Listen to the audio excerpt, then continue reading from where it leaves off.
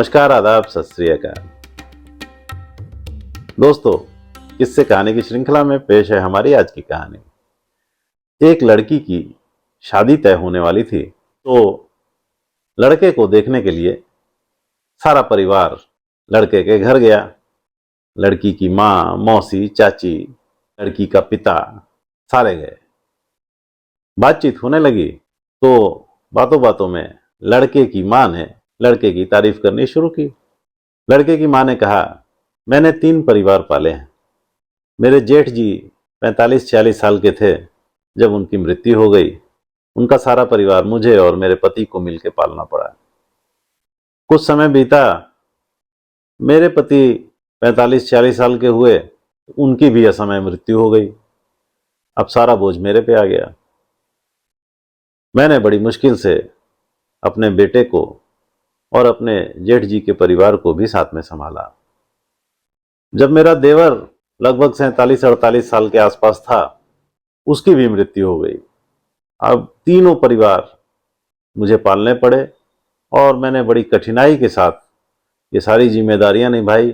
मेरे बेटे ने भी मेरा बड़ा साथ दिया। इसकी भी नौकरी अच्छी है, अच्छी तनख्वाह है, जिसकी वजह से हमें कोई दिक्कत नहीं हुई और हमने सारे परिवारों को बहुत अच्छे से पाला, बच्चों को पढ़ाया और सब अपनी अपनी जगह आज सेटल हो गए हैं। तो मेरा बेटा बहुत होनहार है।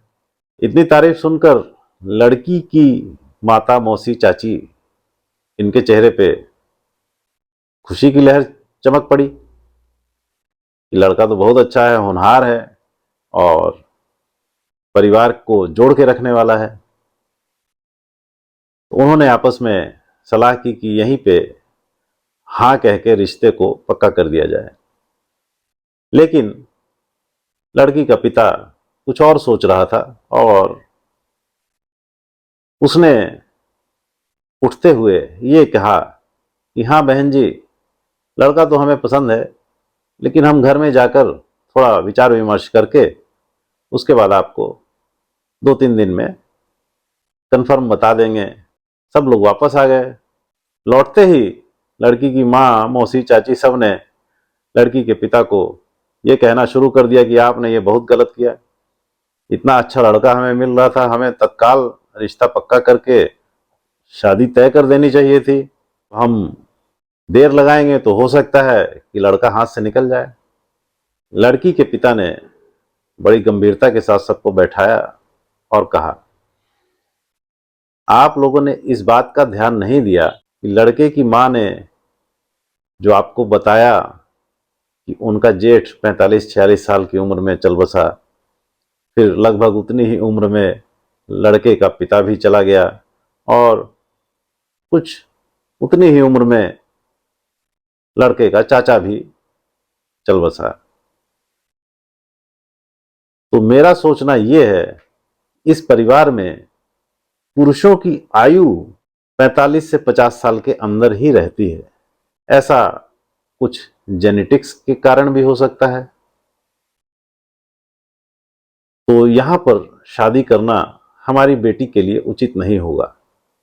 ये बात जब लड़की की माँ, चाची, मौसी उन्होंने सुनी, उनके तो होश उड़ गए।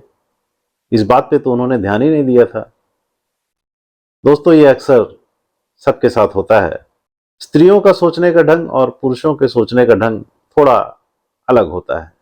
स्त्री परिवार के विषय में सोचती है और पुरुष ये सोचता है कि परिवार चलेगा कैसे और उसकी गंभीरता कुछ अलग लेवल की होती है। इसका मतलब ये नहीं कि स्त्री गंभीरता से नहीं सोचती। स्त्री भी गंभीरता से सोचती है, लेकिन उसका नजरिया अलग होता है।